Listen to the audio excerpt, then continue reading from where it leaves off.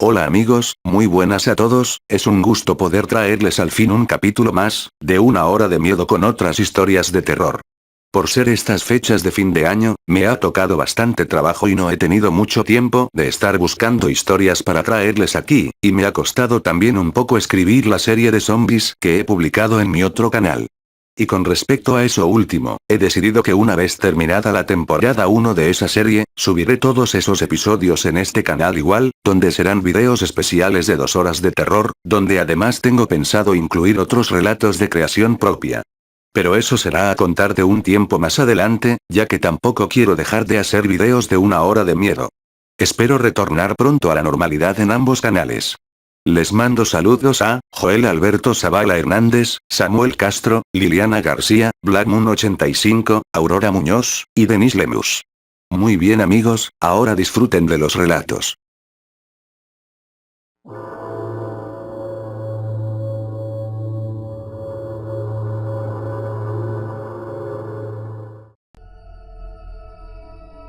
Relatos desde la morgue. Escrito por Dr. Luis Coronado. Cuando llegué por primera vez a esa morgue, sentía que había algo y que no era normal. En mi vida había trabajado en tantos lugares y morgues diferentes, pero el ambiente en esa morgue se sentía muy pesado. Sinceramente no me sentía bien en ese lugar. Me habían contado tantas historias de terror sobre ese lugar, que los muertos se levantan a las 3 de la mañana, que puedes toparte con una anciana que ronda por el pasillo, que escucharás como los muertos hablan entre ellos. Para mí esas cosas eran puros cuentos. En toda mi carrera nunca había presenciado algo que en verdad me haya dejado sin aliento, y eso que mi turno siempre había sido de noche. Según cuentan es cuando más pasan las cosas sobrenaturales o las almas rondan por el lugar. Mi primer turno en esa morgue fue la peor. Me pusieron de asistente a una chica, se veía muy distraída, casi no estuvo conmigo, siempre salía sin avisar, no hablaba mucho, me dejaba sola incluso por unas horas, y cuando regresaba me decía que estaba haciendo otras cosas, que no era su trabajo. Me molesté bastante ya que su trabajo era ayudarme, y no andar haciendo otras cosas. No le dije nada ya que al otro día traería a mi asistente con el que había trabajado por años. Eran más de las 2:30 de la madrugada cuando mi asistente salió. Le pregunté a dónde iba, me dijo que ya casi era la hora. Me quedé extrañada, quizá era la hora en que descansaba. Como nunca hablé con ella, dejé que se fuera. Estaba realizando el informe de una chica, cuando vi la hora, eran las 2:49 y se me vino a la mente las historias que me habían contado sobre el lugar. Se me escapó un suspiro, ya estaba cansada, así que tapé el cuerpo con una sábana y me dispuse a descansar. Tardé un poco en recoger mis cosas. Cuando escuché que alguien se acercaba en el pasillo, pensé que era mi asistente, pero ella nunca más apareció. Me quedé pensando en la anciana que ronda por el pasillo, me daba miedo encontrarla, y es que no creía tanto en esas cosas. Pegué un brinco cuando mi reloj sonó, indicando que ya eran las 3. Sin darle importancia decidí salir de ese lugar. Estaba a punto de hacerlo cuando de repente se apagaron las luces. Una sensación de terror se apoderó de todo mi cuerpo. Empecé a escuchar voces, risas diabólicas por todos lados. Encendí la linterna de mi teléfono, y lo que vi me dejó helada. Todos los cuerpos permanecían sentados sobre la mesa en el que estaban. Casi me desmayaba. Quise salir de ese lugar pero mi cuerpo no respondía. Por unos segundos me quedé observando cómo los cuerpos hablaban entre ellos. Después de eso ya no supe nada, ya que al día siguiente amanecí en una de las salas del hospital. Nadie me preguntó qué había pasado, al parecer todos ya sabían de lo que vi. Al rato llegó uno de los doctores, el más veterano del lugar. Sin preguntar nada me dijo: sé lo que viste, qué mala onda de que te hayan dejado sola, y sin avisarte nada. ¿De qué habla, doctor? Hace tiempo llegó una anciana grave al hospital, nadie supo de lo que padecía, ya que le hicieron varios exámenes y no le encontraron nada, pero se veía bastante mal. Pasó unas noches en este hospital, y en todas esas noches pedía a gritos que no la dejaran morir. Una madrugada a las 3 para ser exactos, la anciana se dirigió a la morgue del hospital, y con un bisturí mató a uno de los forenses y a una de sus asistentes. Según supe, la anciana había hecho un pacto con el diablo para salvarle la vida a una de sus nietas que padecía una enfermedad incurable. Cuando realizó el crimen, la anciana ya estaba muerta, y quien mató a los doctores fue el mismo diablo que utilizó el cuerpo de la anciana. Por eso a las 3 el diablo viene a jugar con los muertos, haciendo que hablen, incluso hasta que se levanten. Me habían contado esas cosas, pero yo no creía, y la chica que me dejaron de asistente no me mencionó nada. ¿Qué chica? Aquí no hay ninguna chica de asistente. ¿Cómo que no? Era una chica distraída, me dejaba sola a veces, casi no hablaba mucho. Niña, si yo fuera tú, ya no regresaría a esa morgue. La chica que dices seguramente es la misma que mató a la anciana. No puede ser, si estuvo conmigo casi toda la noche. La morgue quedó embrujada desde ese día. Ni la anciana, ni el doctor y su asistente han querido dejar este lugar. Dicho esto, el doctor salió de la sala, y yo me quedé pensando en qué hacer, si seguir trabajando o no en esa morgue. Lo que vi me dejó traumada, así que ya no quise volver más. En un hospital de mi ciudad, necesitan un médico forense que tenga el valor de trabajar después de las 3 a.m. ¿Aún siguen esperando? ¿Conoces uno tú?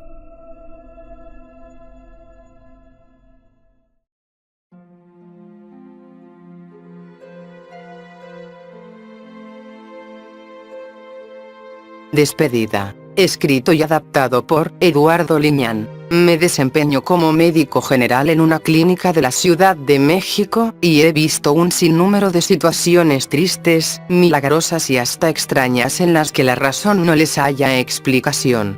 Hace tiempo, cuando realizaba mi servicio social en uno de tantos hospitales generales, conocí a un joven médico que, al igual que yo, realizaba sus prácticas en el mismo lugar.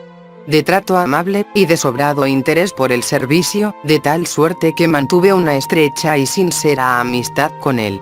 Nuestros lazos comenzaron cuando estuve en el área de urgencias, y posteriormente fui reasignada a otra área del hospital. Sin embargo, continuamos viéndonos, aunque con poca frecuencia por nuestros turnos. Fue hasta que un día que firmaba un pase de salida con la médico responsable del área donde estaba, que sentí una rara sensación que no había sentido desde hace mucho. Era una opresión, un presentimiento de algo malo. Pero obvio no sabía que aquello solo podía significar que alguien cercano iba a morir o enfermar, y así fue. Apenas terminé de sentarme en una silla para mitigar la abrumadora sensación, cuando una médico compañera de él entra en la oficina con una mala noticia. Mi amigo había sufrido un serio problema cerebral y se encontraba grave, de tal manera que lo internarían en el área donde estaba de turno, y que estaría a cargo de la doctora que me firmaba el pase. Así de incierto era el destino, y eso me produjo una opresión en el pecho que me hizo estremecer de tristeza. Recuerdo que era un fin de año. La triste tarea de revisarlo me tocó a mí. Estaba en observación con sus ojos cerrados, y hacía ruidos con su boca intentando decir algo. Sus movimientos eran torpes y no reconocía a nadie.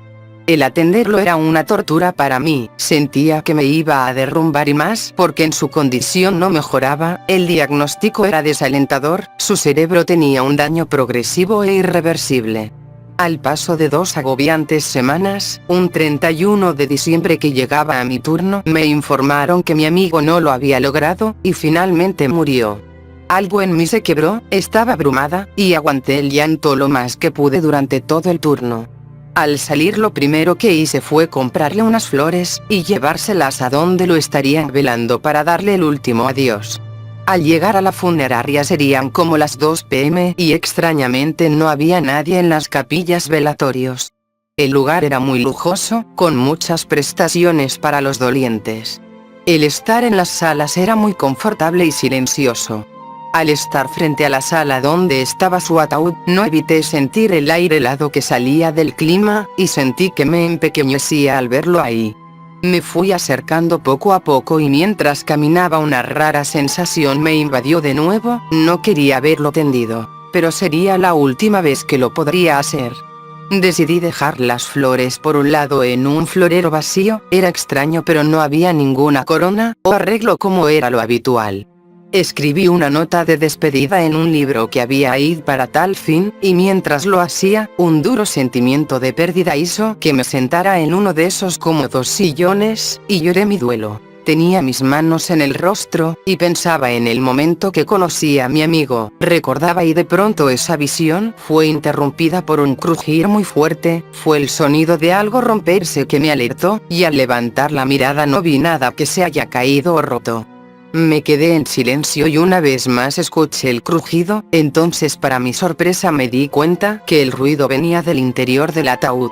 Aún no terminaba de digerir la impresión cuando escucho de nuevo el ruido, pero esta vez noté que la tapa del féretro se movía como si algo en el interior tratara de salir. Eso hizo que me pusiera de pie alertada. Era imposible, eran mis nervios.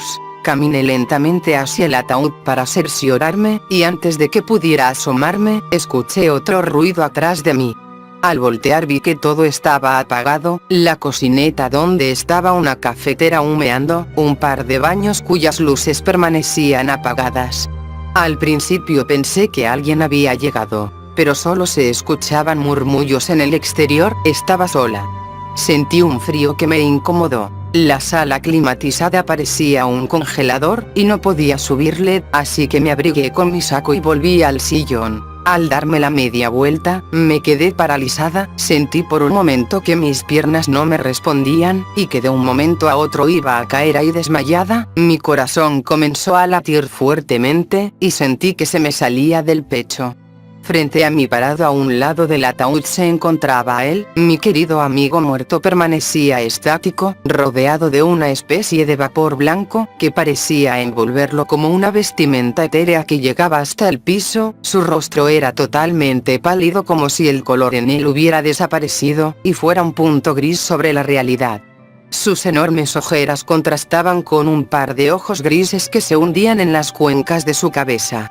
Y lo peor era ese semblante de tristeza y desorientación con el que me miraba fijamente. Esa sensación me invadió, y sentí que quería llorar y gritar, pero no de horror sino de aflicción. El tiempo se detuvo para mí. No sé cuánto tiempo estuve mirando aquella visión fantasmal, y mi cuerpo estaba pasmado.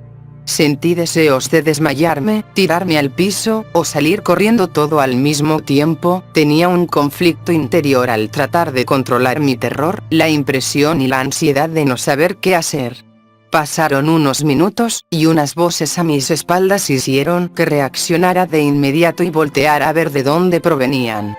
Sentí una breve sensación de alivio cuando vi entrar a varias personas a la sala, al parecer familiares. Al volver a ver al ataúd, el ánima de mi amigo había desaparecido.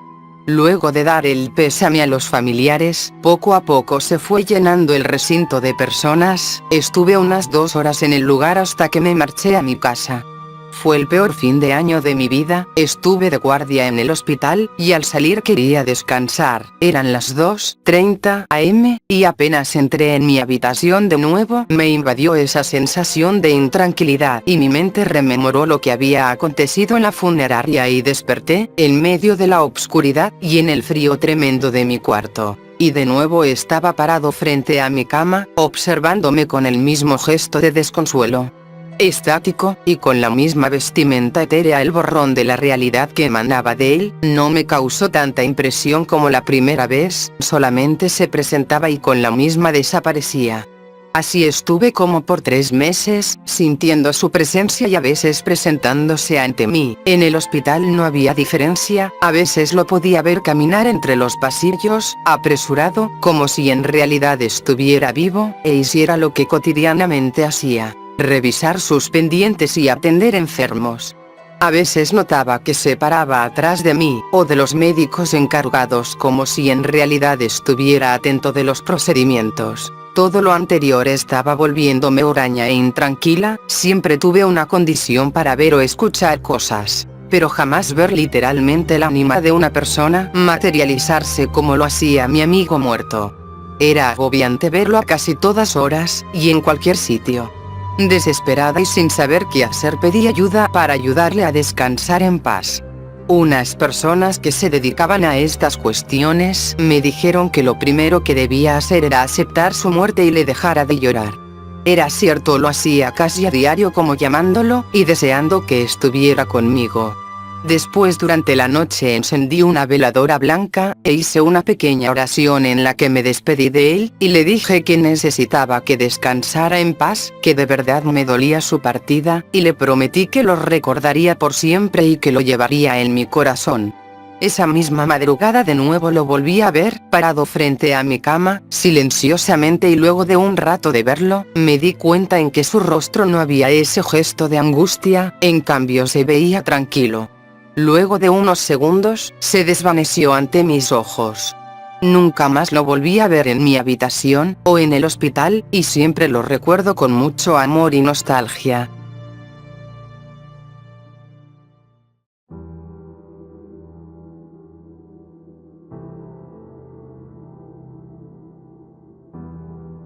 El perro, escrito y adaptado por Eduardo Liñán. Fue en el verano del 2000, en el mes de julio, tenía 17 años. Era época vacacional de invierno en Bolivia, así que mi familia y yo emprendimos un viaje al pueblo de mis abuelos en los valles cruceños, un área rural rodeada de laderas y vegetación en los que te hundías en un ambiente de relajación agradable a los sentidos. Cada año emprendíamos el viaje para escapar del barullo de la ciudad y perdernos por unos días en aquellos lugares remotos, llenos de carencias, pero felices de poder ser parte de él. Así que salimos muy temprano, aunque más tarde de lo previsto. Cuando llegamos a la región, ya estaba oscuro a pesar de ser temprano aún. Mi padre no manejaba en esas condiciones, así que decidimos pasar la noche en una de las casas de mis abuelos en la orilla de unos montes escapados y cercanos al pueblo donde ellos vivían. La casa era rústica, de madera con techo de lámina, y con pocas prestaciones. Solo había una cama donde dormían mis padres, mientras que mi hermano y yo lo haríamos en el piso de madera de la vivienda. Cenamos algo de lo que ya llevábamos, en la alacena no había gran cosa, y mi mamá tuvo que encender la estufa de leña para calentar algo de la comida, mientras esperamos a que llegaran mis abuelos y un par de tíos a la casa. Entre charlas y risas el cansancio nos venció, como ya era muy tarde mis familiares decidieron quedarse en la casa a dormir. Así que nos acomodamos para descansar, y por la mañana emprenderíamos el camino al pueblo, a la casa grande de los abuelos. La obscuridad del lugar y los ruidos nocturnos del monte nos comenzaron a arrullar. Apenas iba entrando en el sueño profundo cuando un ruido extraño inundó el ambiente. Fue un llanto, alguien se había quejado afuera en el patio de la casa, el cual era bastante amplio. Me alerté, y me paré buscando entre la obscuridad el origen del sonido.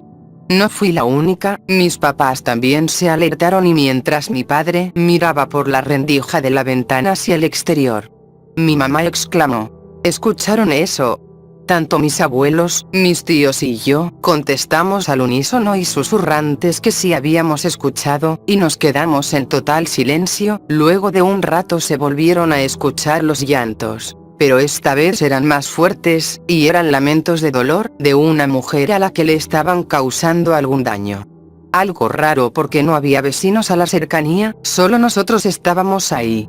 Cuando los lamentos se comenzaron a escuchar más cerca, yo empecé a tener temor, y abracé a mi abuela, que estaba también tensa y helada. Todos estábamos petrificados y no queríamos movernos. Mi padre aún continuaba viendo por la ventana, y mi abuela le advirtió que no espiara, que quizás sería algún espectro que merodeaba en el monte intentando llamar la atención para hacernos salir de la casa, pues las consecuencias de hacerlo podrían ser funestas. A todos se nos espantó el sueño y no sabíamos qué hacer, no queríamos movernos, ni siquiera respirar. Los lamentos se escuchaban a veces cerca y luego lejos, haciendo más tenso el momento, y la locura comenzaba a asomarse en mí. Quería salir corriendo, ¿pero a dónde? Mi abuela apretaba mi mano también con algo de pánico, y poco a poco el cansancio nos comenzó a vencer, quedándonos dormidos y teniendo en cuenta que los lamentos no nos harían daño. Pero entonces sucedió algo horrible. Una leve ventisca comenzó a sentirse en el exterior. Las ramas de los árboles rascaban el techo de lámina de la casa haciendo un ruido escalofriante, y algunas cosas comenzaron a caerse por el viento que poco a poco comenzó a arreciar, tanto que de forma intempestiva las puertas de madera de la entrada principal se abrieron de par en par tirando la aldaba por el piso. El escándalo y nuestros gritos hicieron un caos, pero casi al instante nos quedamos todos callados y petrificados ante la obscura presencia de un perro negro que estaba afuera de la puerta. Era grande, y cubierto de un pelaje negro y grueso que contrastaba con un par de ojos brillantes que parecían emitir tenues llamas que lograban iluminar un hocico provisto de amenazadores dientes. Gruñía y parecía estar ahí estático como esperando que alguien se moviera para atacarlo. Los gruñidos eran raros, parecía que lo hacían varios animales, a través de ese ser infernal. No sé cuánto tiempo pasó, pero apenas el perro movió una pata para introducirse en la casa. Los que estábamos en el piso brincamos de susto, y corrimos a la cama junto a mis padres que estaban al otro extremo. Mi tía, que era la más arrojada, corrió a la cocina por una escoba, y tratar de asustar al animal. Usando toda su adrenalina tomó firmemente el palo de la escoba y corrió dando maldiciones al animal que al verla se dio la vuelta, y corrió hacia el patio, y mi tía tras él. Todos le gritamos frenéticamente que no lo hiciera y aún así salió de la casa, y desapareció en la obscuridad, pero no tardó mucho en dar un grito que alertó a mi abuela, y se paró corriendo. Como la tenía agarrada, no la solté, y salí junto con ella, suplicándole que no lo hiciera. Corrimos unos pasos entre la oscuridad del patio y vimos a mi tía parada viendo algo y agarrando la escoba, temblaba. Cuando mi abuela se acercó a preguntarle qué había pasado, con un dedo tembloroso, y con la boca trabada de miedo, señaló algo, y al mirar nos sorprendimos y mi abuela se persignó asustada. Frente a nosotras había varias cruces hechas de ramas enterradas. Estaban perfectamente acomodadas en el suelo de tierra, y parecía que estuvieran invertidas. Aún con la impresión de ver aquello, jalamos a mi tía para que se metiera a la casa. Apenas íbamos cuando vimos que el animal corría para meterse a la casa ladrando y haciendo ruidos extraños. Corrimos con el alma en un hilo y al entrar todos estaban espantados diciéndonos que el perro se había metido debajo de la cama. Era imposible, la cama no tenía tanto espacio abajo para que el enorme animal se metiera. Mi tía frenética comenzó a asestar escobazos por debajo del colchón y la bestia parecía gruñir y morder el palo de la escoba. Nadie quería acercarse, todos teníamos el temor de ser atacados por la horrible bestia. Después de un rato de estar luchando con el perro, todos intentaron levantar la cama para sacarlo y darles de palos. Pero antes de que pudiéramos hacerlo el animal salió de improviso volteando la cama y corriendo a la salida. Antes de que pudiera hacerlo se abalanzó sobre el abuelo, y lo miró con mucha furia, haciendo sus gruñidos infernales. El viejo se paralizó, y el animal corrió para salir de la casa. Al hacerlo mis tíos presurosos cerraron las puertas con un pesado baúl y acomodamos todo. Por esa noche no pudimos dormir, en el ambiente se había quedado un hedor a perro y a mierda que era insoportable. A pesar de eso no quisimos abrir las ventanas temiendo que el animal regresara. No lo hizo, pero los lamentos continuaron y se escuchaban a lo lejos haciendo más tensa la situación. Entonces algo inusual se le ocurrió a mi abuela.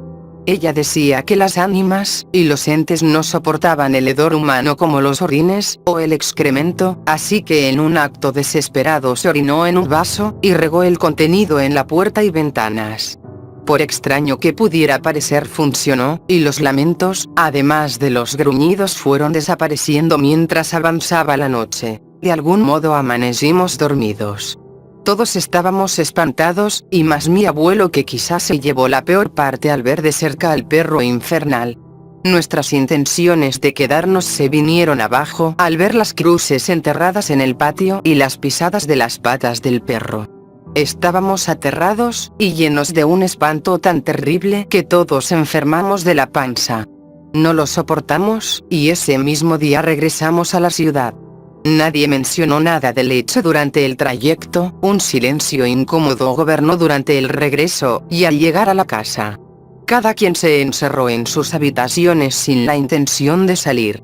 Poco a poco comenzamos a recuperarnos del susto, hasta que 3 días después mi tía habla y nos avisa que el abuelo había muerto de un infarto, producto de la impresión de ver tan cerca a la muerte que, finalmente se lo llevó. Al funeral solo fueron mis padres, tanto mi hermano y yo, no quisimos ni por un segundo volver al valle y pasó mucho tiempo antes de que pudiéramos hacerlo.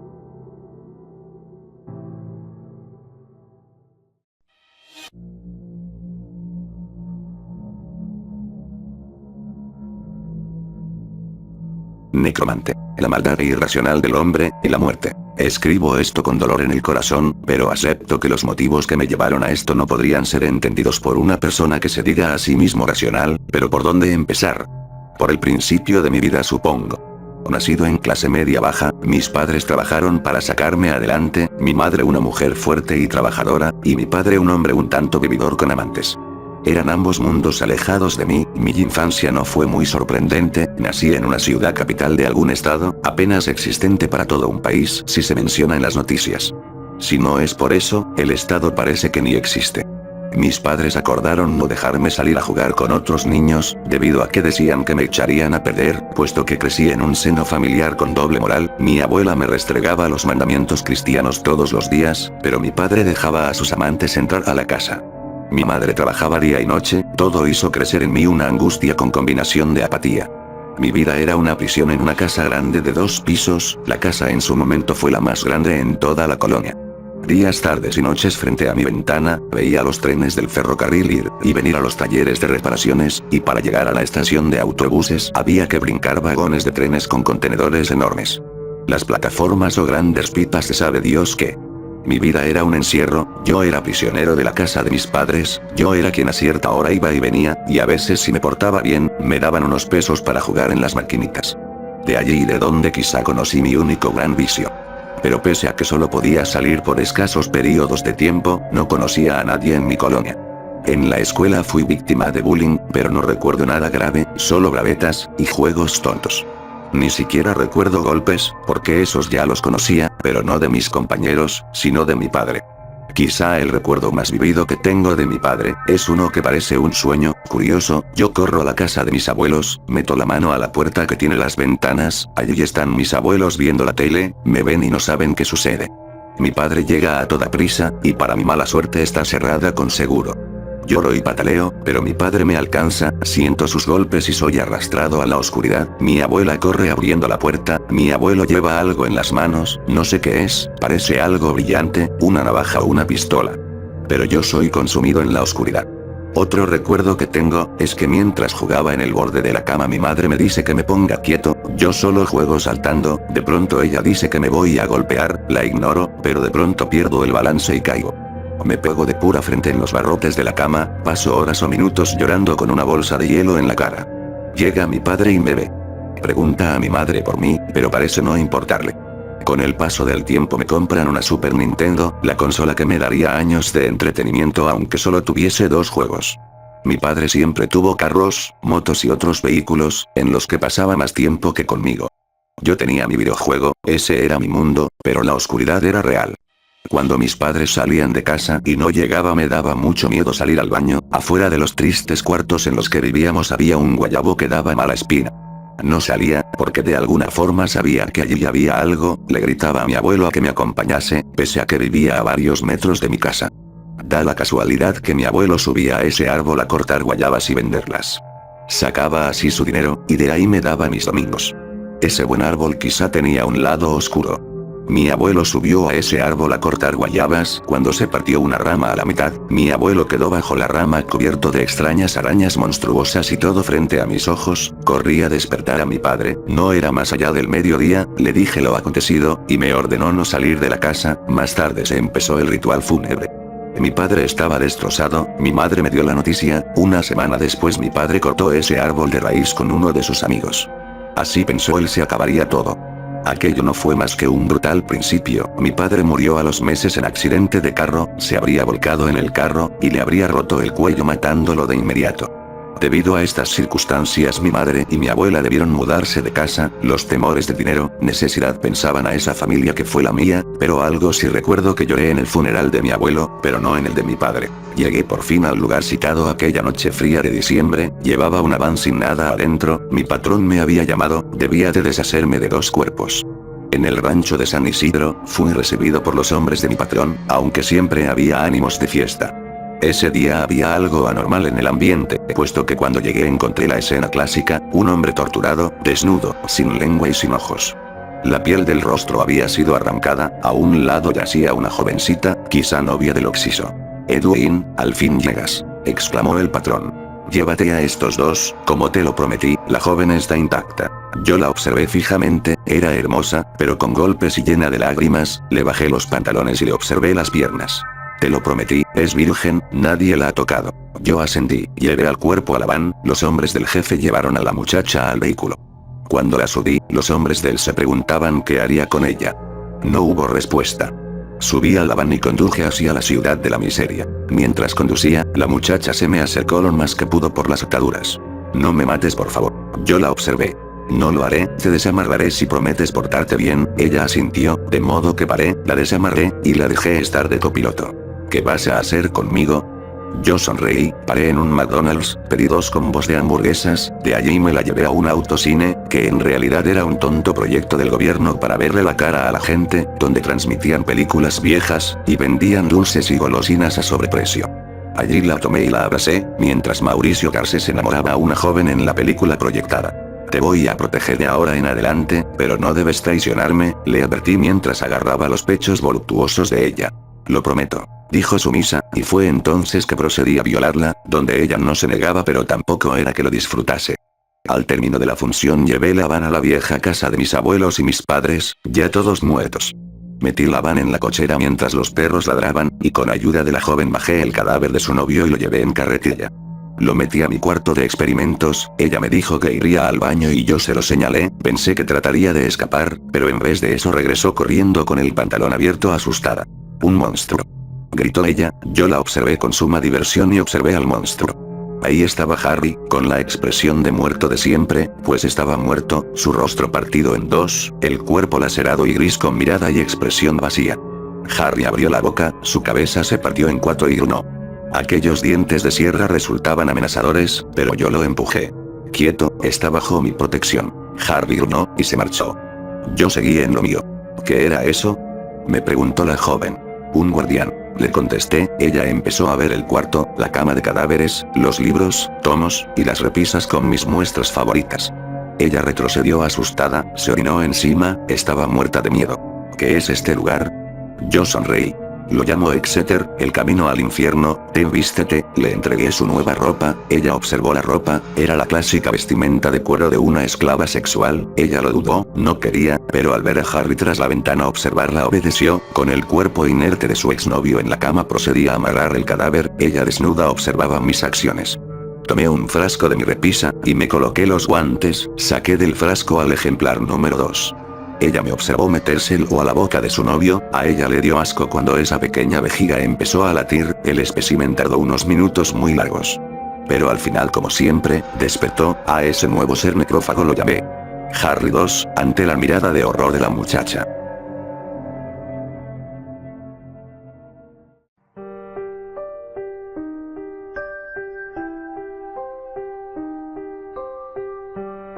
El rondín. Escrito y adaptado por Eduardo Liñán. Mi relato toma lugar en el Hospital General de Tacuba en la Ciudad de México.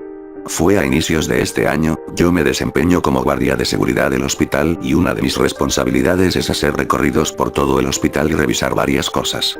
Me tocaba desde los sótanos hasta las salas superiores y recorrer largos pasillos, oscuros y solitarios en ocasiones. Las áreas médicas eran tan solitarias de noche y solo se podían escuchar murmullos que te envolvían y te hacían inquietarte. A veces no les daba importancia, pero muchas veces me cuestionaba si no eran ruidos que provenían de la avenida transitada que estaba afuera del hospital o de los pasillos del nosocomio. Los recorridos nocturnos se me hacían demasiado tediosos, nunca pasaba gran cosa y todo era rutinario. Había muchas leyendas y cuentos que contaban los compañeros o las enfermeras, incluso llegué a escuchar a los enfermos y pacientes platicar de esto o aquello. Nunca creí en esas supercherías, hasta que me pasó algo extraño. En esa ocasión hacía mi recorrido habitual y recorrí varios pisos hasta que llegué a un área de internos donde se trataba a los enfermos desahuciados o terminales. Estaba junto al área de terapia intensiva y tenía un pasillo bastante largo que conectaba ambas áreas. Recorrerlo era muy extraño, te sumías en un ambiente extraño a cada paso que dabas, ese pasillo en particular tenía una obscuridad inquietante y el clima siempre se sentía muy helado a medida que rompías el también extraño silencio del pasillo con las pisadas. Casi al final estaba un área de camas donde se atienden pacientes y más adelante una estación de enfermeras en donde sabía que habría por lo menos una que estuviera de guardia. Mientras caminaba, iba revisando una bitácora y vi que estaba solitario, solo se notaba la luz al fondo de la estación y caminé sin poner atención, solo veía unas indicaciones y repentinamente sentí un cambio de temperatura recorrerme, a pesar que llevaba chamarra, el frío que sentí fue tal, que comenzaron a darme unos tremendos escalofríos. Instantes después de que sentí esto alcé la mirada y vi de pronto a una enfermera frente a mí causándome una impresión por verla tan de repente. Me seguí de largo y al acabar mi recorrido en esa área, pude notar que no había nadie en la estación, supuse que la enfermera que vi habría sido la del turno. Regresé sobre mis pasos para tomar el elevador que me llevaría a la siguiente área del hospital y de nueva cuenta vi que al fondo venía la enfermera, la vi con detenimiento y era una mujer que no conocía, no era raro, en los hospitales cambian a las enfermeras con frecuencia. Pero esta me causó un poco de impresión por su rostro y su vestimenta. Pulcra y sin arrugas, bien almidonada, la cofia era un poco diferente a las que usaban las enfermeras. Pero en general tenía un aspecto limpio. A medida que nos acercábamos el frío se comenzó a hacer más intenso, fue tanto que mi aliento se condensaba a cada respiro. Pensaba en que tenía que reportar eso cuando crucé mirada con la joven enfermera. Eran un par de ojos inexpresivos y fijos en algún punto de la estación. Por inercia le hice una mueca como queriéndola saludar y ella se me adelantó. Buenas noches, señor. Me saludó con una voz tenue que apenas si logré escuchar.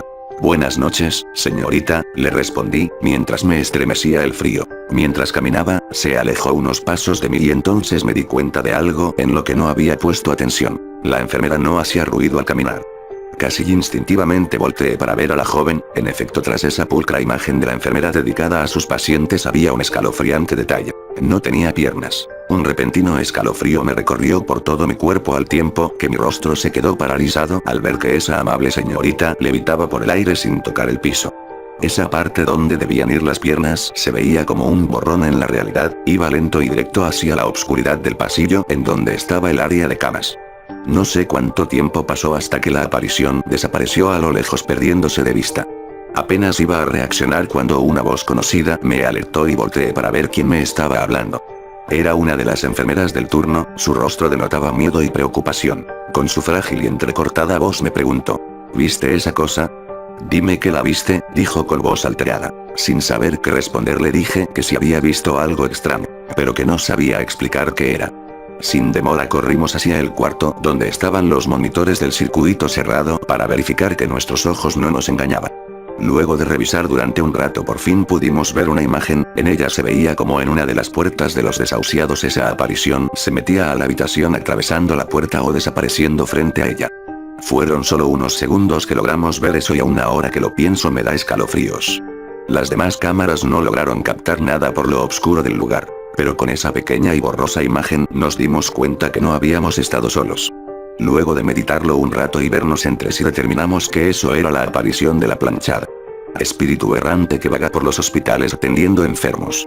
Para mí esa afirmación si me la hubieran hecho antes me hubiera causado risa, pero ahora me había tocado a mí verla y luego de platicar con varias enfermeras en efecto, ellas de tanto en tanto reportaban que andaba en piso una compañera que velaba por los enfermos.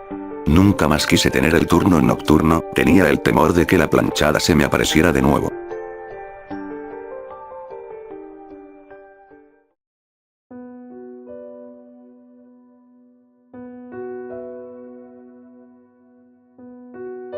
Asedio. Escrito y adaptado por Eduardo Liñán. Fue por el año 2009, que estaba activo en el ejército mexicano, en aquel tiempo habían mandado a mi unidad a un destacamento de seguridad en una refinería de Pemex ubicada en Cadereyta N.L.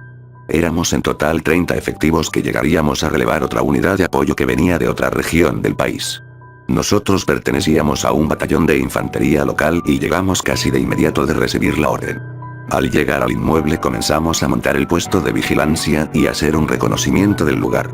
Luego de que nos entregaran el mando, cada uno de nosotros tomó un rol de vigilancia y un punto específico. La razón por la que habíamos tantos elementos es que eran tiempos difíciles, en el estado estábamos en alerta por los constantes incidentes en materia de seguridad, había una guerra y nosotros teníamos que estar siempre alertas para no ser emboscados en patrullajes, o sorprendidos de alguna forma con la guardia abajo. Estábamos algo desconcertados ya que el mando del relevo nos informó que días antes habían encontrado los cuerpos de unas personas que habían sido torturadas y ejecutadas a escasos 20 metros del perímetro de seguridad, un mensaje, o una advertencia quizá para un grupo rival o para nosotros. El área donde habían sido encontrados estaba sin iluminación, y era un lugar enmontado por lo que ese punto ciego lo conocían las personas que habían tirado a los muertos. No queríamos correr riesgos así que se organizaron patrullas para recorrer ese lugar sin ser vistos. Habían pasado 4 días, y no hubo incidentes, a mí me había tocado la guardia de la madrugada, y el relevo era a las 3 am. Como el destacamento estaba alejado del punto de vigilancia, había que hacer un recorrido previo en vehículo y llegar al lugar, el tiempo que nos tomaba hacer esta maniobra eran aproximadamente 40 minutos. El camino era tedioso y en total obscuridad solo iluminado por los faros de los vehículos, todos alerta y con las armas listas para entrar en combate por si nos salía una emboscada. Mientras veía la agreste vereda enmontada y polvosa iluminada a apenas unos metros. Escuchaba la conversación de unos compañeros, no había puesto atención a lo que decían hasta que el soldado Ortega mencionó algo extraño. Sí, es cierto lo del muerto. He sentido que se me sube también. Yo me quedé desconcertado después de escuchar aquello y no dudé en preguntarles sobre qué hablaban. Uno de ellos, el soldado Ramos, comenzó a platicar que la segunda noche de habernos instalado notó que de madrugada uno de sus camaradas con el que llevaba una gran amistad empezó a hacer ruidos estando acostado en su cama, por lo que él despertó, y vio que su amigo intentaba despertar, pero su cuerpo estaba tenso y sudaba copiosamente. Jalaba aire como si se estuviera ahogando. Se levantó inmediatamente para ayudarlo, y lo comenzó a sacudir para que se despertara, extrañamente tenía sus ojos abiertos y viendo fijamente al techo. Luego de un rato de sacudirlo, el compañero se levantó asustado, y respirando trabajosamente, claramente asustado, algo raro porque no era un soldado temeroso. Luego de darle un trago de agua y calmarse le contó que llevaba algunos minutos que se le hicieron eternos tratando de despertar, intentando gritar o moverse, y que entró en pánico cuando sintió que algo se le montaba encima con intención de matarlo. Al escuchar eso enseguida se rió, burlándose de su sueño, y le dijo que faltaba poco para relevar, sin embargo él también sintió algo poco después de acostarse y dormir un poco. Él sintió que su cuerpo comenzó a flotar por encima y que se vio dormido, en un estado de relajación total, sintió que sus nervios hormigueaban de pies a cabeza, y luego todo se hizo oscuro, desaparecieron los camastros, la galera y todo se hizo totalmente negro a su alrededor, después el frío. Un intenso frío lo rodeó haciéndolo temblar y lo más inquietante fue el silencio, era todo falto de sonido hasta que sintió que algo se postraba sobre él, y sintió pánico de que le hiciera daño, e intentó de la misma forma despertarse sin lograrlo durante un rato. Hasta que su compañero lo trajo de vuelta, ya estaban las luces encendidas, y todos se preparaban para la guardia. Al escuchar esas historias, me quedé sorprendido y con muchas dudas. Sin embargo todos entre risotadas y bromas les decíamos que no creíamos nada de lo que decían, que eran puros cuentos. Durante la guardia estuve pensando en esos relatos y en la posibilidad que eso ocurriera, me parecía imposible, pero algo me decía que ellos en realidad estaban diciendo la verdad. Así me la pasé hasta que llegó el relevo, y regresamos al destacamento, eran las 6:50 am.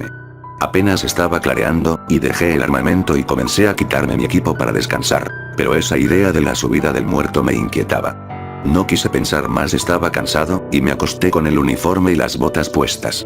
Era común y en ese turno había que estar alertas.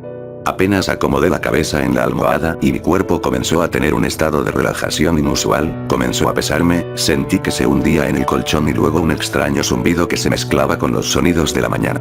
Al principio me pareció placentero poder descansar así, pero luego sentí que alguien se subía al colchón de mi litera, al notar que se movía.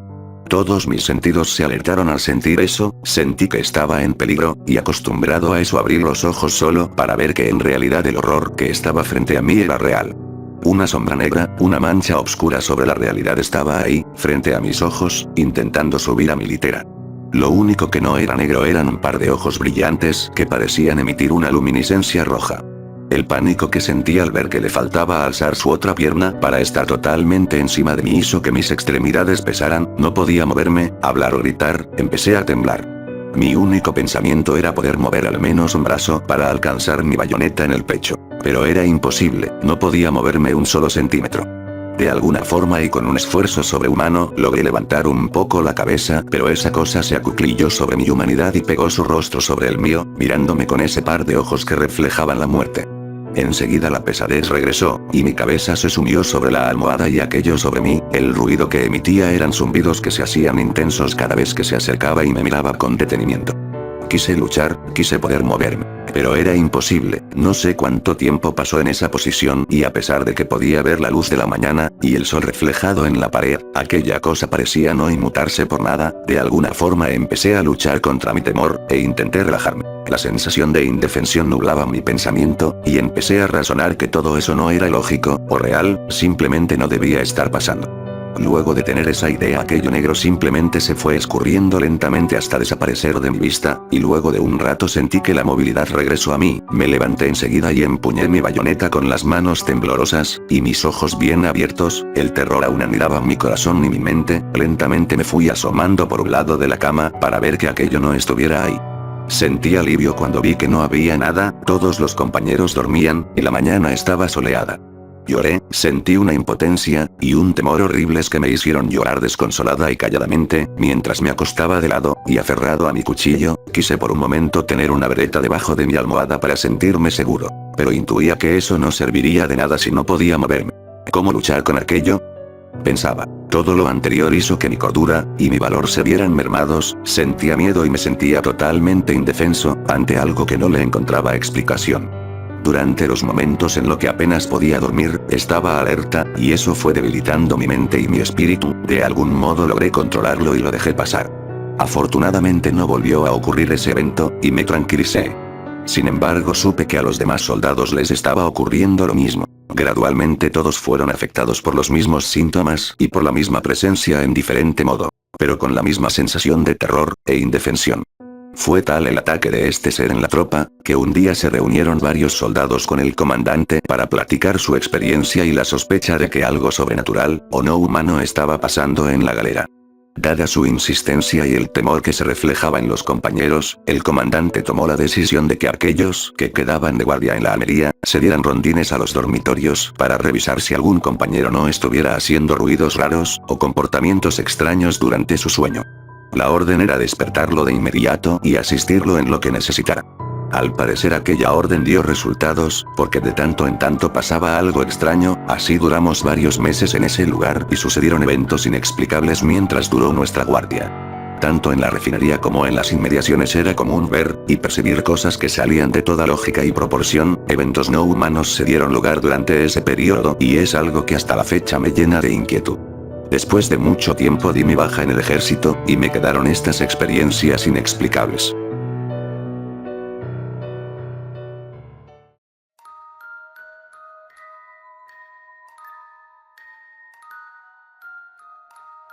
Sala 0. Ha pasado un tiempo desde que he escrito algo relacionado con la corporación de Disney, y estoy seguro de que pueden entender por qué. Ha estado sucediendo mucho desde mi última publicación. He recibido cantidad de preguntas y preocupaciones de individuos que leyeron mi experiencia de primera mano en el Palacio de Mowgli, un parque de diversiones que fue construido y abandonado por Disney. Quiero agradecerle a todos los que han compartido mi publicación. Ha sido retirada de unos cuantos lugares, en su mayoría de sitios corporativos que fueron influenciados expeditamente por un poder mayor. Sin embargo, por cada tópico caído o publicación de blog que desaparecía, pareció que 100 más habían surgido. Esto es algo a lo que se tendrán que enfrentar. No hay vuelta atrás para ellos ni para mí. Definitivamente estoy siendo seguido. Durante más o menos el primer y segundo mes, lo atribuí a la paranoia. Cualquier mirada casual en mi dirección o media sonrisa me exaltaba. Cabellos erizados en el reverso de mi cuello. El primero, o más bien el primero que fui capaz de distinguir, fue un trabajador telefónico dando vueltas por mi complejo de apartamentos. Era un hombre de la mediana edad, de cuerpo pastoso y vestido como uno esperaría, pero algo simplemente estaba mal con él. No podía señalar qué era, pero sabía que esto no era un simple caso de mi imaginación dándome problemas. Se veía incómodo y fuera de lugar, no como alguien que estuviera haciendo su trabajo de rutina. Lo seguía alrededor de la esquina, solo para verlo. Cuando me di la vuelta para volver a casa, ahí estaba. Viendo directamente hacia mí, a unos 5 metros de distancia. Inexpresivo y frío. ¿Explorando? Me preguntó. Eso fue todo lo que dijo y hubo un tono acusador en su voz. Díganme qué clase de operario telefónico hace eso. Supongo que esa fue la peor parte, nunca sentirme seguro. Nunca sentirme solo. Eso, y la mercancía ocasional de Disney, que era dejada en algún lugar para que la encontrara. Mickeys pequeños de goma en el buzón, una revista de Disney Adventures en mi librero. Esconden Mickeys pequeños por todos lados. 3 círculos, uno grande, 2 pequeños, a manera de la silueta de la famosa cabeza de ratón. He empezado a llevar una lista activa de los Mickeys que he encontrado. Anillos de humedad en mi mesa de café, uno grande, 2 pequeños. Botellas de vidrio pigmentadas que fueron dejadas en la entrada de mi apartamento, vistas desde lo alto, todas rojas. Graffiti en la pared que queda en mi camino hacia el trabajo. Una tierra enorme, y un sol y una luna pequeños en las ubicaciones apropiadas. Están por todos lados. También hay personas que me han mandado correos acerca de esto. Si republicas cualquier cosa que yo diga, empezarás a encontrar esas siluetas hijas de puta. Te lo garantizo. La mejor hasta ahora, una que de hecho me hizo reír por el horror de todo el asunto, fue un dibujo en tiza junto a mi auto. Fui agarrado desprevenido al comienzo, caminando por el estacionamiento, estando atento de perseguidores. La silueta pareció encajar a la perfección con Bueno, una víctima de asesinato con la que probablemente ya han de estar familiarizados si han leído mis publicaciones anteriores. Escrito con pintura amarilla, sin duda, se encontraba una sola palabra: retráctate. Lo único beneficioso que ha salido de todo esto, es que ahora sé que no soy la única persona que ha visto algo que no debió haber visto. No voy a dar nombres, porque bueno, si debo decirles por qué, no han estado prestando atención. Investigador visita parques de Disney siempre que puede a lo largo del año. No va ahí para divertirse o disfrutar las atracciones. Está buscando a las mascotas. Al parecer, ha existido una tradición extensa de personas que han reportado a clientes extraños por el parque. Clientes espectadores, silenciosos e inmóviles de todas edades, formas y tamaños. Hombres, mujeres, adultos, niños y adolescentes. Todos vistiendo con máscaras de gas tematizadas con Disney. Tiempo atrás, Disney recibía centenares de quejas acerca de individuos vestidos extrañamente que perseguían a los demás por el parque. Individuos que luego se mezclaban en las multitudes y desaparecían. Tiempo después, las máscaras de gas causaron que las personas trazaran otras conclusiones, y reportes de posibles terroristas y bombarderos empezaron a fluir. Seguramente, todos esos reportes se fueron directo hacia la papelera. Sé que no podré encontrar ninguna señal de tales instancias reportadas por los medios de comunicación, aunque ya deberían estar conscientes del hecho de que Disney básicamente puede controlar a la prensa como nadie más sabe hacerlo. Investigador viaja a los parques, habla con algunas personas y trata de no atraer mucha atención hacia sí mismo.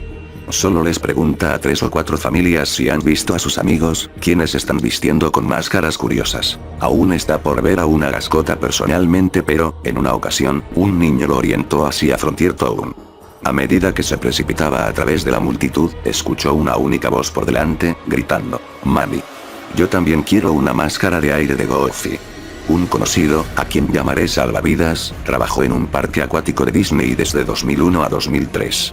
Permanecía en la cima de un tobogán acuático inmenso y se aseguraba de que ninguno de los niños se pusiera demasiado ruidoso.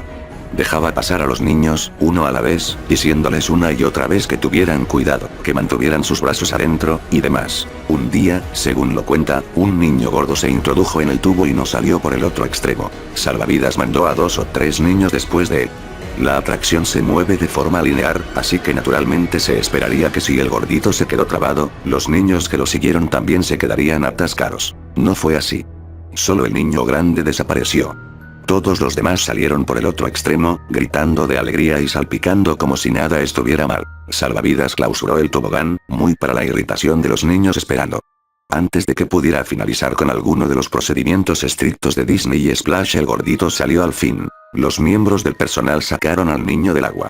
Se hundió como una piedra cuando aterrizó. Su piel ya estaba azul y sus ojos abiertos de par en par. Lo único que pudo decir fue: «Niños sin rostro y deja de apretarme». El niño se encuentra bien, en caso de que se lo pregunten. Fue transportado enseguida hacia el centro médico.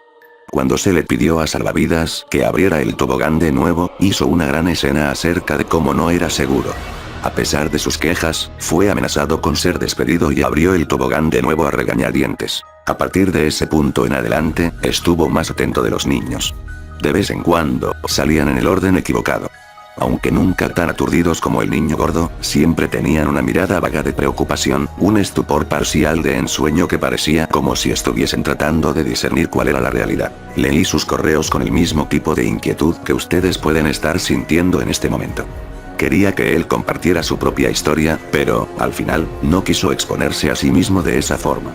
No puedo decir que lo culpo. Blancanieves, quien en realidad no era el papel que actuaba, fue un personaje de un parque. Tenía un chisme bastante jugoso para mí.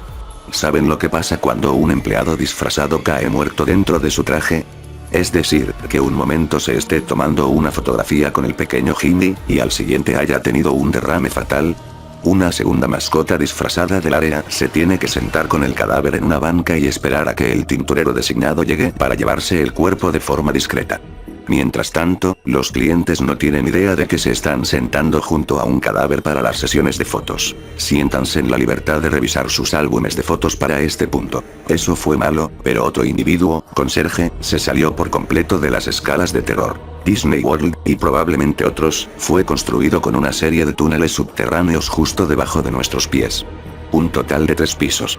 Todo y cualquier cosa que te imagines está ahí abajo para el uso de los empleados. Los llaman utilidores. Corredores utilitarios. Básicamente, esa es la razón por la que no ves a un personaje fuera de lugar o a conserjes merodeando el parque.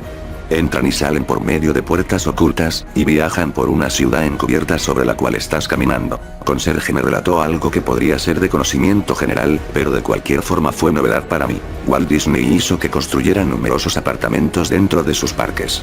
Existe uno arriba del castillo de Cinderella, hay otro en la atracción de Piratas del Caribe. Están por todas partes. Más que eso, existen clubes nocturnos, salas de cine, boleras y mucho más. Todo detrás de puertas que fueron construidas justo dentro de las fachadas extravagantes por las que pasaste sin darles un segundo vistazo. El Club 22 es una de tales áreas escondidas. Si tienes el dinero en efectivo para unirte al club exclusivo, no lo tienes, entonces tendrás acceso a él y mucho más. El Club 22 es un lugar en donde todo se vale. La corporación de Disney se refiere a estos lugares como zonas oscuras. Espacios en donde el semblante impecable de Mickey Mouse da lugar a la bebida, drogas y, sí, sexo. Por el contrario, el resto del parque es la zona brillante, con unos cuantos utilidores de zonas grises entre ellas. Hasta donde Conserje me ha dicho, no siempre fue de esa forma. Fue más un declive pausado y la relajación gradual de normas sociales dentro de ese grupo de élite. La razón por la que sabe todo esto. Puede que ya la hayan adivinado. Las ha limpiado. Después de un registro de historial extensivo y un acuerdo de confidencialidad, Conserje ascendió de un personal del parque a uno de miembro de limpieza de la zona oscura. Ahora, antes de que se hagan alguna visión satánica en su cabeza de sacrificios humanos, Conserje no vio nada de eso. Muchas botellas de alcohol vacías. Sí. Condones usados esparcidos como globos desinflados de Año Nuevo. Oh, sí. Limpió su dotación de sangre, orina y vómito, pero todo se reducía al comportamiento sin restricciones de los clientes en vez de algún tipo de comportamiento de culto. Al menos es así como lo ve en retrospectiva. Toda esa basura, la mierda profana, subía por una caldera y se mezclaba con el humo de la chimenea de una casita de campo pintoresca. Si has ido a Disney World, has respirado pecado ultracondensado. Martillo vino a respaldar esta información. Martillo me mandó un correo de forma anticuada, aunque no sé cómo obtuvo mi dirección. Me mandó fotocopias de papeles laborales que probaban su contratación, con las instrucciones de quemarlas cuando estuviera convencido, lo cual hice gustosamente. Martillo trabajó alrededor del parque de diversiones de Disney World haciendo demoliciones y construcciones.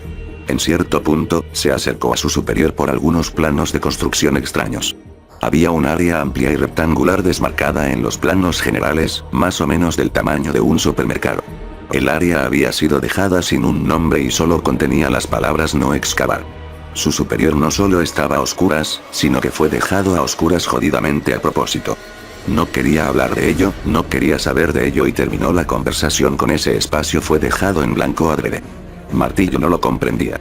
El área parecía ser una pérdida de espacio, y había entrado directamente en conflicto con el trabajo que le habían encomendado a su equipo.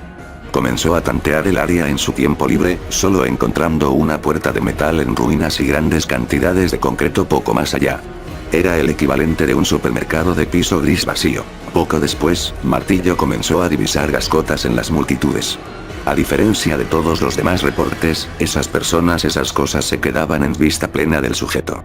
Se aglomeraban en la distancia, o simplemente estaban presionadas contra una pared cuando él giraba en una esquina. Dijo que se movían raro, como si estuvieran débiles o heridos, como un venado que ha sido arrollado por un cazador y ya no puede seguir huyendo. Martillo notó que las máscaras de gas, los rostros de personajes de Disney con filtros incrustados, parecían estar húmedos por el interior, como la condensación en una ventana de auto. Gotas diminutas de agua destellaban detrás del vidrio, haciendo que en realidad fuera imposible para cualquiera de ellos el poder ver. Presionando el asunto, Martillo empezó a hacer preguntas a cualquier y toda persona que había estado trabajando en el parque por una década o más. Acabó en callejones sin salida en todo momento, hasta que fue dirigido hacia Ida, una mujer anciana que trabajaba en un restaurante en Main Street.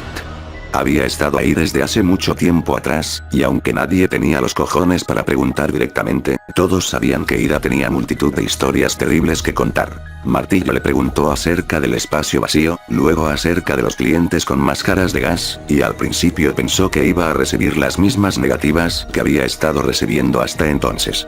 Ella estaba callada. Inquietantemente callada. Sala 0, pronunció con voz ronca. Una mano solitaria y temblorosa estaba ubicada en su mejilla como si fuese una niña pequeña, temiendo el castigo de su padre. No se cruzó con la mirada del hombre durante toda la conversación. La sala 0 era otra habitación oculta más, al igual que los apartamentos y el Club 22. Sin embargo, su gran tamaño y su ubicación muy por debajo del parque lo diferenciaban de cualquiera de las zonas oscuras divertidas. Era un refugio antibombas. La sala 0 fue construida para soportar un ataque masivo, ya sea ejecutado por enemigos extranjeros o domésticos. La sala 0 había sido abastecida con suficientes raciones para alimentar al número promedio de clientes del parque en cualquier momento dado, y albergaba un cuarto de pánico más pequeño pero lujoso para los altos mandos de Disney. Durante la Segunda Guerra Mundial, máscaras de gas oficiales de Disney fueron producidas en verdad para que los niños las utilizaran en el evento de un ataque. La idea era que sería menos atemorizante para los niños si el rostro de Disney fuera estampado en los dispositivos de seguridad para tiempos de guerra. Y además, algún genio decidió que entonces los niños estarían atemorizados por las máscaras de gas con las que sus padres vestían, y así, todas las máscaras, para adultos y niños, se tuvieron que ajustar al mismo estándar peculiar. Durante el susto de la Guerra Fría de los 60, cuando Disney World fue construido, la sala 0 también fue abastecida con máscaras similares. Ya sea porque realmente se preocuparan por los miedos de los niños, o solo porque fuera publicidad insensible, los objetos encontraron su camino hacia ahí abajo. Pero nada de esto explicaba lo que Martillo había estado viendo. No solo las apariciones visiblemente sobrenaturales, sino también la sala desolada. He estado ahí, le explicó él. No es más que un techo de cemento y 4 paredes. No, Ida negó con su cabeza y se cubrió la boca, ahogando un sollozo. Has estado encima de ella. Algo o alguien hicieron sonar la alarma un día, cuando el parque estaba a capacidad total. La advertencia fue clara. Supuestamente, era un ataque aéreo. El personal de seguridad apresuró a todos hacia abajo, abajo y abajo, al refugio tremendo. Ahí, se les ordenó que se pusieran sus máscaras y se agacharan por la duración del ataque. Todo se mantuvo en silencio por alrededor de 30 minutos, excepto por los niños llorando y los quejidos atemorizados. Nadie quería morir, así que estaban agradecidos en cierta forma por esa extraña medida de seguridad. Entonces, el primer grito se disparó. «¡Oye!», exclamó un hombre. «Deja de pellizcarme». Olas de chillidos y alaridos fluyeron a través de la multitud, desde una pared a la otra, de adelante hacia atrás. ¿Quién anda corriendo? Tranquilícense. ¿Quién se está riendo? No es gracioso. ¡Auch! ¿Quién se paró en mi pie? A pesar de los guardias de seguridad que les rogaban a todos que se sosegaran y mantuvieran la calma, la multitud se tornó más y más agitada hasta que, finalmente, después de casi una hora de ansiedad, las luces parpadearon, y luego murieron. Lo que siguió solo puede ser descrito como caos total. En la oscuridad, nada aparte de los chillidos de los jóvenes y los llantos angustiados de los adultos podían ser escuchados en medio del estruendo masivo e inflamado que hizo sangrar los oídos de todos dentro de esa cámara negra resonante. Un grupo de miembros del personal y unos cuantos clientes lograron llegar a la puerta, más preparados para enfrentar la guerra que a la insania de abajo. Lo que encontraron, por supuesto, fue un parque de diversiones desolado pero intacto. La música se seguía reproduciendo, haciendo eco a través de las ciudades de cuentos de hadas. Al regresar a la sala cero, los pocos que yacían en la cima de la escalera de hierro no oyeron ningún signo de la riña previa.